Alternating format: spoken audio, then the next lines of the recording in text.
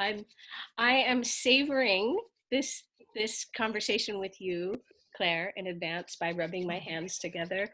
Um, so this is a conversation about a deck of cards that are emerging, and I it's a combination. I'm creating them, but really I'm the vessel through which they're coming, and so they have my fingerprints all over them, but they are it's really decades of work with learning how to live in my own body, to have my own my spirit fully inhabit my body so that my body can be what it wants to, which is the meeting place of heaven and earth. So that, I know it sounds very large and cosmic, and that's why I couldn't approach this. I couldn't essence it down to anything less than a whole deck of cards. Before I say any more about that, I must introduce who I'm so excited to introduce to the corner of the world that either is hearing or seeing this, and it's Claire McKinnon. Claire McKinnon. Yeah, and Aphrodite Jones. And Aphrodite Jones. One and the same. One and the same. Claire is a leadership coach and a burlesque, I'm going to say burlesque from the inside out performer, most specifically. Yeah. And Claire, can I use a little bit of this language? I mean, you help people bring their own radiant essence, or you could say authentic self, into the workplace. And I love how you say this, so that they can get on in their career without selling. But when I do it, people keep their clothes on. Yes, when you do it, people keep their clothes on. So we'll make that very, very clear. Very, very clear. But the radiant essence, or the authentic self, it's the same note that they're plucking. It's the same, I'd say, in revealing who they are. Yeah, not having to go into hiding or second or third guessing of what they know and what they believe and what they prefer. Yeah. And please. Yeah, and I think there's just more and more of a yearning, I feel, in the corporate world for people to be able to do that. And I think workplaces are catching on that this is what people want. They want to feel like themselves at work. And so I help the organizations do that. I help people do that. Their organization might have no idea we're working together, but this is the work that I do. Yeah. I love it. Yay. And I will also put links where this shows up, but I want to also speak out loud. You can find Claire at Claire McKinnon, CLAIREMACKINNON.com, and on Instagram as Aphrodite Jones. Just how? Aphrodite? It's Aphrodite Jones Burlesque. Yeah. Thank you. Aphrodite Jones. That's okay. Yeah. And we're going to look, in this series, we're looking at 3 of the cards from the deck, and I want to start us out with one from the suit of receiving. There's a suit of reveling in the body, a suit of revealing your radiant essence, and a suit of receiving what you desire. And there's a key note in receiving that is strong enough that it deserved its whole own card. And as I think of this word, I think of you, Claire, because I think that I've seen you cultivate. This is the name of the card, savor.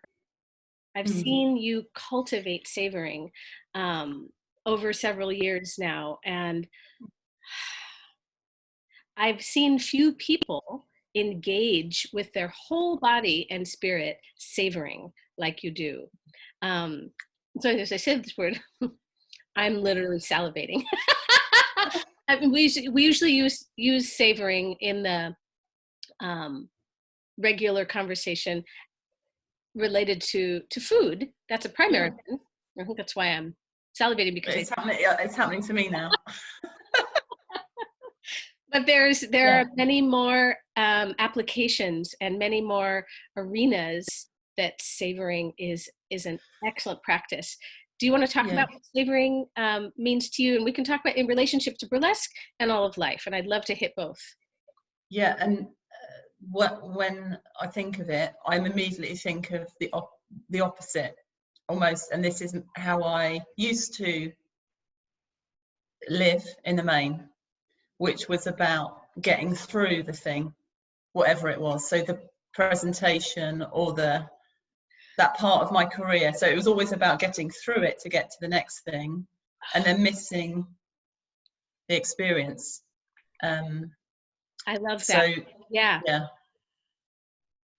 So this is the opposite of that, which I actually find hard to even find words for, because I think there are so many layers to it. But it's very much immersing myself in the experience of whatever it is that's happening in my life, and like have really tasting the sweetness. Yeah, that's what it is for me. Cross senses, tasting the sweetness, physically tasting it in all the ways.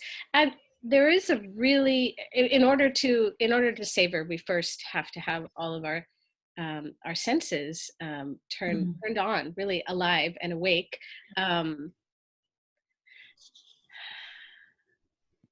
Yeah. And actually, I think it's actually important to know what this is very much, it's in the revel family, but when we get to receiving, our reveler has to be really strong. So in order to receive anything, we have to know how we feel about it. So I think savoring starts with actually noticing, oh, it feels, for example, if we're talking about temperature, just to make it concrete. If I step outside and I'm a little chilly, I might go back inside and get my sweater and come out and then savor that I have chosen the perfect temperature. And then I think that that sound actually is a really good savor sound, because what I'm doing at the top of our call, rubbing my hands, this is savoring. It's a physical. Savoring is essentially intensely physical. Of course it is. Of course it is. Everything we're talking about has to do with embodiment and the body. It doesn't matter what. And I don't think you can, no, I suppose we could intellectually savor something, but it really leans. It's felt. It's a felt. It's felt, yeah. And when I think about how the burlesque from the inside out has, I almost feel like what's happened. And I remember when I debuted, you know, if my savoring was on a scale, you know, one of those, it was like it started to move, and I had a kind of experience of that. And then with each act, I feel like I've deepened into that. So the most recent time I performed, I can so vividly recall the sensation of that, and the emotional experience, and literally I can remember how different parts of my body felt at different moments every time I listened to the track that I performed to. And it's been a gradual easing, and I know it'll keep deepening. This is making me, and if you're listening and you don't know what burlesque from the inside out is, it's a method, but it's also it's a retreat or a class through which a burlesque solo is created specifically from the inside out, actually using the mechanism of savoring as a choice for, what movements and what costume choices and what music are all, the savoring, not mechanism, what is it? Measurement. The measurement of the savoring informs the whole creation. And when you were just talking about it, I stepped into you and felt what that felt like, and felt the expansion of, I literally felt myself feeling parts of my body that I wasn't feeling at all before. Not only below the belt, but including a real juiciness throughout, a juiciness and an aliveness. And when you said, I love that you were speaking of the progression of when we get familiar with, I don't want to say familiar, I want to say when feeling a bit better feels okay. It's almost like not just okay, but even good. When feeling good actually begins to feel good, rather than like, oh my God, I touched I felt too good for a moment and I'm going to ricochet off, which is what, without some rewiring of our nervous systems and our bodies, humans are apt to feel, when we feel a little better, we leave it for a whole bunch of It's unfamiliar. It's like this is unfamiliar, and it's not and safe. then It's not safe. Yeah, then it's not safe. Yeah, not safe. And those for whole bunches of reasons, which either we're from old wiring of it's literally not safe and it's come down in my DNA, it's not safe to feel that good, or for reasons of belonging to those who we love, parents and grandparents and even ancestors we've never met. If they, that we curtail our own full expression and joy at being alive in an unworkable way to say, I love you, but it's totally unworkable. But we all do it until we stop. So we're literally with savoring here in this context. We're letting, please. I'll say something else, just as you said that. I think that popped up was, for me, again, savoring. What, like, a fundamental requirement of that has been to slow down. And again, I'm just realizing as I'm speaking to you that, again, when I think about the burlesque journey, the songs that I've chosen to create to have, the first one was kind of upbeat and and then they've just slowed down. So there's just more space in each song. Key feature, of often. Savoring even has that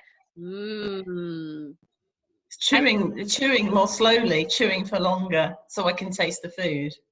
Oh, beautiful, yes. Eating fast food really quickly because I just need to fill myself up to get that done. So it stops. So the food is serving a function, but here it's an experience as well. I so love that. Let's go ahead and essence down, because I feel like we touched on the key. There's this, it's the opposite of getting through it. It's actually, how can I feel even more of what's present right now, rather than what's the next thing coming, and slowing it down.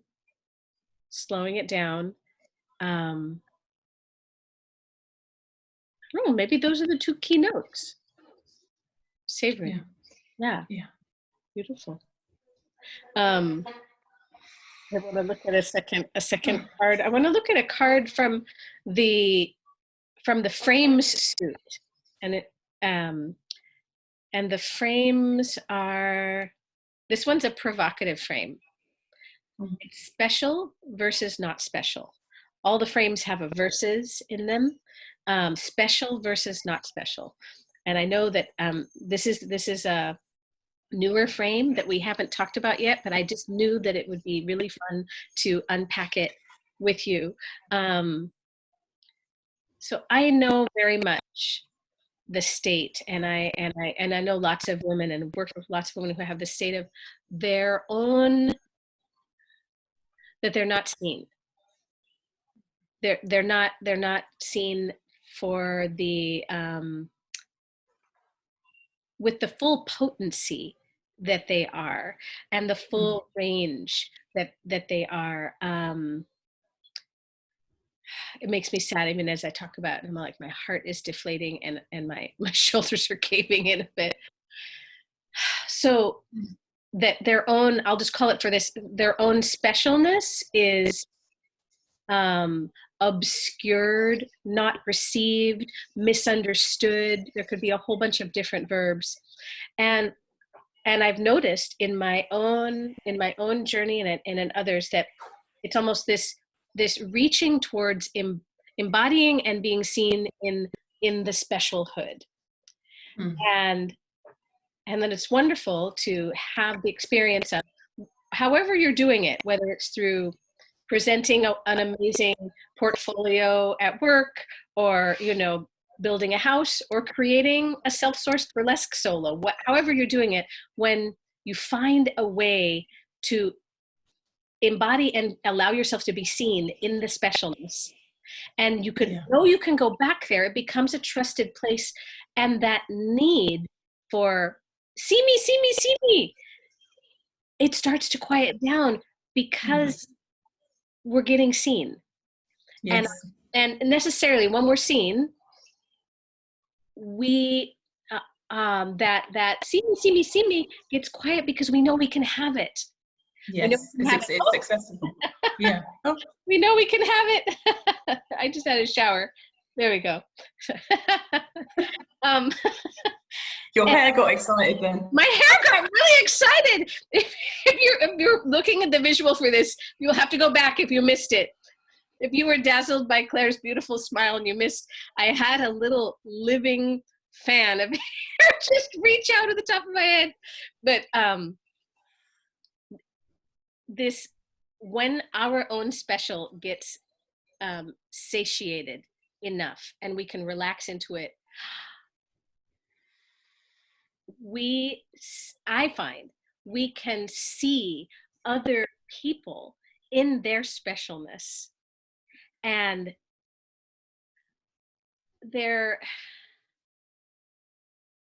we can feel as excited seeing someone else embodying their own exact specific special structure that they are, as much as if it's us. And that doesn't mean, here, I'm saying this in a very complicated way, that it has nothing to do, here's the key. It has absolutely nothing to do with shrinking down so that they can blossom out. It's, oh my God, we can blossom side by side. Yeah. So there isn't, that's where there's not special. It's a not special because each person, and I know this sounds very abstract, but I've experienced it on this.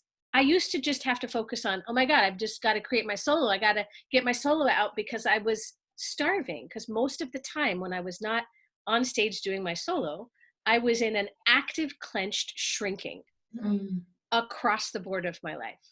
So I would get these little, like a little shot of being seen as just the simple, basic, radiant essence, my own variety of special. And then after years of that, really, after years of that, I happily came to a place, oh my gosh, I can now share how to do this. And now actually more of my energy and time goes to facilitating that experience for other people. But it doesn't come from a place of, oh my God, I don't get to have it. I still perform and I adore it. But that see me, see me, see me, it's soft and gentle, and it's because it's more constant now. It's a constant in your life. Yeah. No. And I feel and see and experience almost as if it was me. And you know this when we're in class together and we see someone else and they step into, oh my God, she stepped into her special. Yeah. So it's special, not special. When we hit our full S special, it ceases to even be a thing. And we can see, and we can literally delight and savor other people's embodied experience. Yes. And I don't want to, I'm worried I'm going to muddle up with another part of the deck or something, but it's okay. I totally I'm resonating with what you're saying, and what I've noticed as I've done the work with you, that metaphor of taking the shots, it was almost like, my experience was, the first time I performed, it was like a jump start, and then the next shot was like a double probably, and the next one was like a double with a chaser.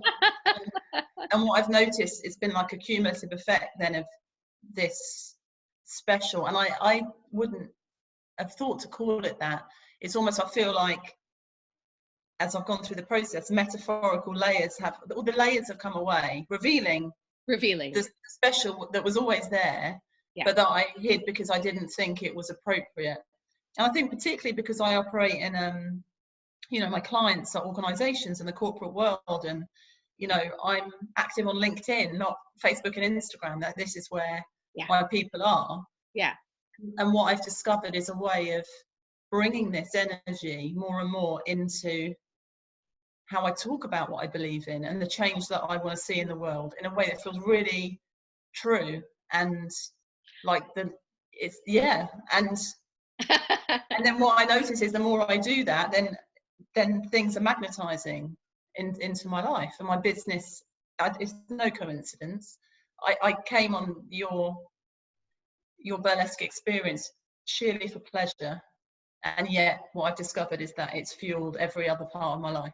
Oh my God, there's so many cards we could go to. I know. And there, it's wonderful. I'm just going to name them, even though we're not going to touch on all of them. We could go. I mean, you are shining out. You're shining out in your professional life, and I'm sure there is no area that you're not shining yourself out. And the word shining is almost like, it's what it is. It's showing the bits I thought I couldn't show.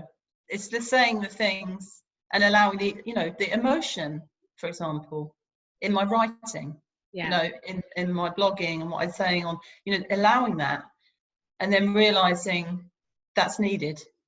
And then when I do that, I get messages and people thank me and say, thank you for saying that. Often privately, actually. They'll message me privately because maybe it doesn't feel safe for them to agree in public or whatever it is. I get that. Yeah. Yeah.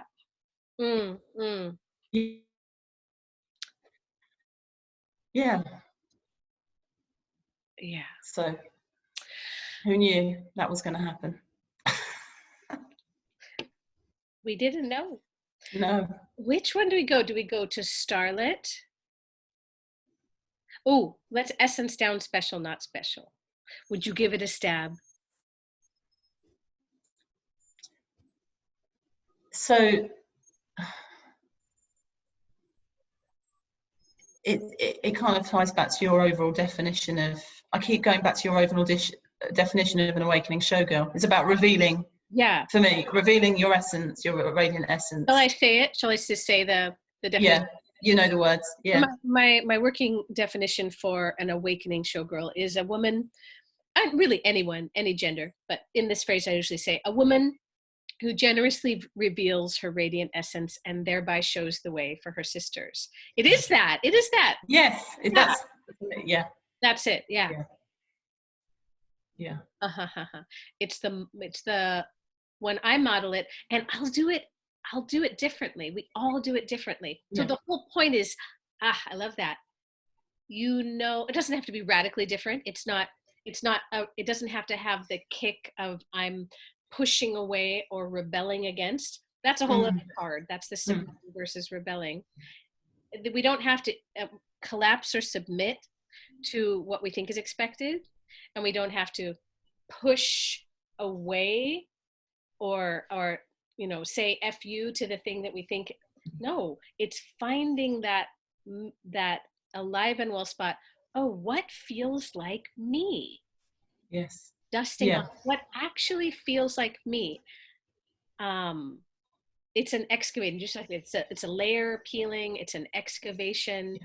It's very parallel to in the act where, and I found a wonderful quote. I think I jotted it down.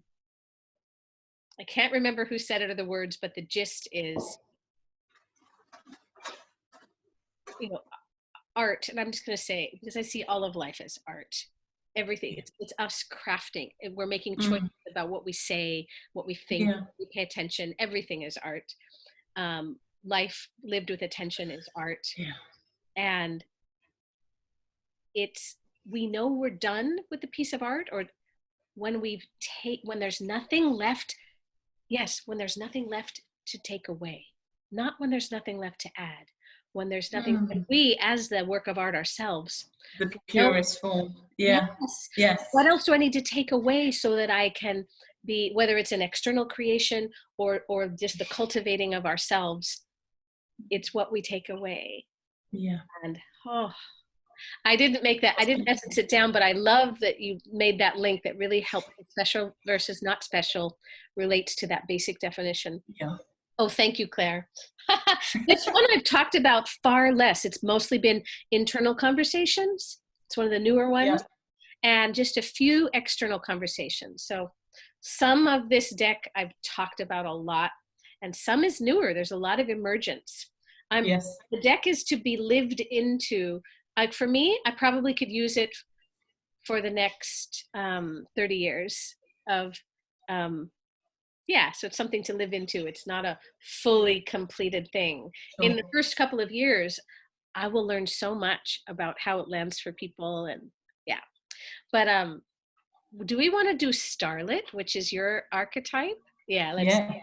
I think this is the first archetype we've done in this interview series. Ooh. There are 9. And everyone has all 9 within them. So yeah. Everybody. But we all have 1 or sometimes 2 that really we're working with all the time. And and for Claire, it's the starlet, who we spoke of the verb. When the starlet is alive and well, she shines. She radiates her essence, really. Yeah. And I want to just talk that briefly. There's collapsing when any of the archetypes is sort of leaning into shame. I use the term that they're collapsing. You see, if you see my body, you'll see I'm literally falling. Yeah. I can hardly say collapse without physically collapsing. And then there's the opposite, on the opposite side. So collapsing is a painful way to express our starlet, and posturing. Like going in. That's the going in. And then the posturing is a puffing out, and it's from a place of blame. Well, yeah. It's not. So there's the blame and the shame place, but the alive and well spot, which is what we aim for, alive and well in all of them. The starlet is just,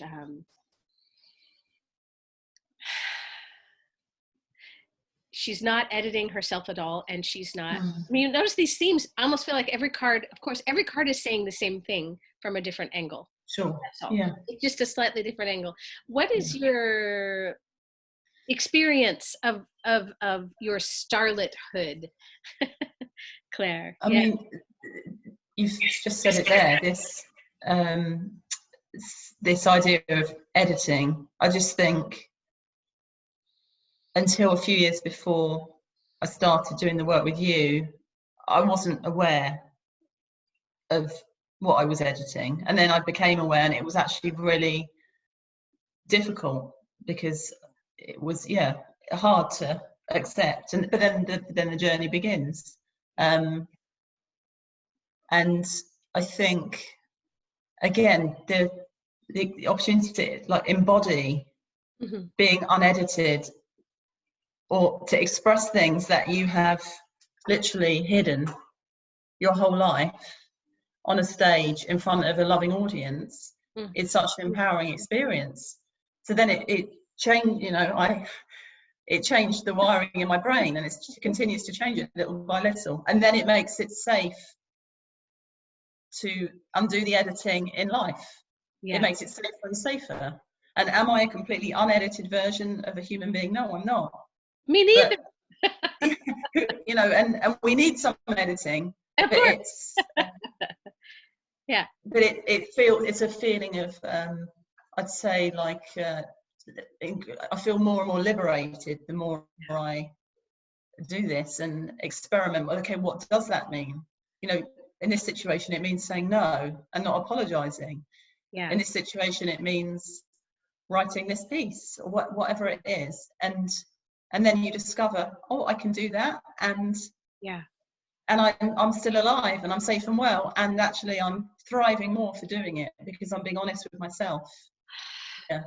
And the ripples are lovely too, because as we do that, even and as we see each other, as someone reads what you write, as someone sees you move through the world, literally how you might walk through the world, they might never meet you, but this transmission of your shining has gorgeous gorgeous ripples. Yeah. Yeah. And I feel like it's a reclaiming of a young girl. So when I look at photos of myself, I've got some on the wall over there of me in full joy as like a, I don't know, 10, 11-year-old girl. Like I can almost feel that part of me just becoming more and more awake and alive, and that part of me loves dressing up, you know. Yeah. To dress up and wear makeup and with other girls, like that's just, you know, have fun. I love that. Yeah. Yeah. And she might have been, she was always there, but she might have been paused. Yeah. For a number of reasons, and it's these layers, the unpeeling is so beautiful to let her come back and be alive with you now, because we are all our ages. Yes. We're 2, 11 and 25 and 82. I remember you saying this before. Yeah. Yeah. Just at once. Yeah. Just so that's what it means to me. Yeah. Claire. Let's see. I think we could do 9 more cards, but I think we did our 3. I think we did. Yeah. Is there anything else that to wrap up, or just I just, as I'm sitting here now, you've got a little I'm just imagining 3 years ago I'm having a little moment because 3 years ago I had no idea who you were or this whole world. What's such a fun story? Should we tell the story? Yeah. So I knew I wanted to bring some more joy into my life, and I love to dance salsa. I was Googling a burlesque class, trying to find something, and I think I typed in, and I thought it would be nice to do a weekend or something, you know, immerse myself in it. So I typed in burlesque retreat, and then you popped up, right at the top of the Google results, and I watched the video, that beautiful video where you talk about what you do, and it was like it was love at first sight, and I just knew as soon as I saw you and heard what it is you do and why, and that I was going, and it meant to fly halfway across the world, and the course was in less than 2 weeks, and I just made the decision, and nothing had felt more right, and I literally felt like I've won the lottery, because it's so beautiful. After and everything was booked within 24 hours, and I hadn't even spoken to you. I booked it without even. I know that. Because I felt like I had spoken to you. You wrote just to make sure there is a spot, yes? Yeah. And I wrote back yes, but we didn't talk until after you had laid the plans. That's right. And for me, there was something actually about being, however old I was, a 38-year-old mother of 2, you know, very responsible. I'd never done anything purely just for pleasure before. Outrageous, that act of just flying off and doing this for myself, I think that in itself was a transformational moment. Yeah. So well, I'm so glad you did, because I am better for it. I have my own map of experience of being a human through knowing you and witness. I am so much richer for it, and I cannot yeah, sing your praises enough, Claire. So maybe someday, if you those listening, you might be in the same room with me and Claire. I hope so. Creating some magic, Yeah. learning to shine. And maybe it'll start with playing with this deck. Who knows? Yeah. Wonderful. Well, thank you, Claire. Stay right there. Well, I'm going to thank you. say goodbye to the world, but I'm not going to turn us off yet. Thank you so much for listening.